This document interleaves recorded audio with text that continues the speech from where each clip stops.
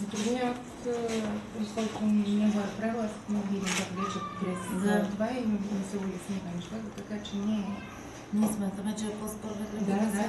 Ние отдавна чакаме да излезе това правилно основание и да се стърги за кой където намери. Да.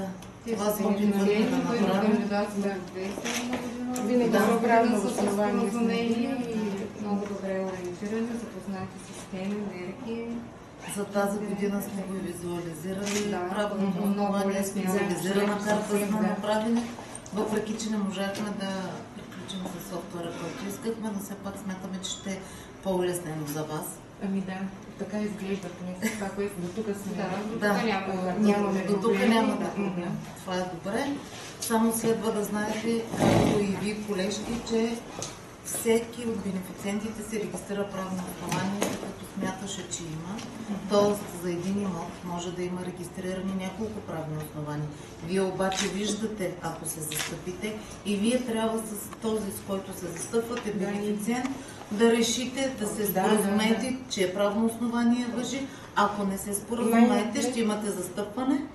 И ако правните основания са такива, които съгласно указанието служебно не може да се прецени кой има право, нито един от двата няма да получи субсидиите, а ще спорите, това го знаете. Съвсем началото изчистваме най-напред застъпвания до фураж и тогава продължаваме. Просто трябва да се знае това нещо. Ами добре, аз да ви пожелая успешна земеделска година, да няма катаклизми във времето и вървим към подобряване на системата. На колегите да пожелая да бъдат така търпеливи, да се направи добра организация, да има графици на земеделските производители, вие си ги познавате, така че да е по-спокойна кампанията. Да, в движение са подготвени с софтуера, но се надявам, че ще упростичим добре.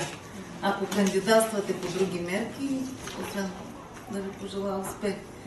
Благодаря и Вчера по мярка 4.1 променихме условията. Планираме да отворим средата на годината, края на юни. Така че ако не сте се класирали, както предполагам на първия прием, ще имате възможност пред промените условия да кандидатствате. Да, ами продължавайте тогава.